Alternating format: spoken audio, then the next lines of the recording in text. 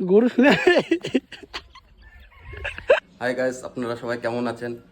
তো আজকে আমি অনেক দিন পর বাড়িতে আসলাম। তো অনেক কাজ আছে, তো বাড়ির কাজগুলো করতে লাগে। তো আমাদের ঈদ গেলে 4 দিন 5 দিন লেগে যায়। তো আমরা এখন যাব বাজার করতে। বাজার বাজার করে তারপর বিজয়কেও অ্যাকচুয়ালি ফোন করলাম, তো বিজয় আসতেছে। চলে যাচ্ছি বাজার করতে। তো দেখো আমার ছেলেও চলে আসলো বই পড়ে। কিছু বলবা? হাই করে দাও। চলো বাজার করতে যাবি এখন? হ্যাঁ, আজকে ব্লগে কি দিবি? আজকে আমরা যা যা যেটা কিছু করবো না কেন সব কিছু শেয়ার করবো।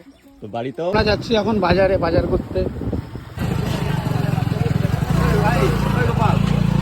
বাজার তো আমাদের কমপ্লিট হয়ে গেল, তার সাথে মামা একটা জুতাও নিয়ে নিল।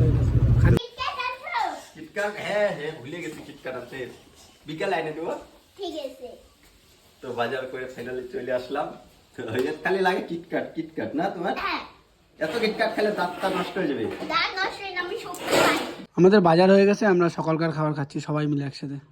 এই যে মামা খাচ্ছে। তো এই যে ভাইস্তাগুলা, আমার ছেলেও খুব মানে আসলে খুব আনন্দ পায়। তো আমাকে ছাড়তে দেয় না এই ভাইস্তা ছেলে।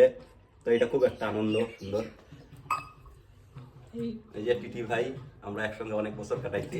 বাড়ির বেল গাছের বেল শরবতটা কিন্তু হেভি ছিল, সাথে দই দিয়ে বানানো। বাচ্চা দিসের জন্য গরু ভয় পাচ্ছে, চল আর গরুটাকে করাবে আজকে স্নান। চল চল চল চল। গরু শুনে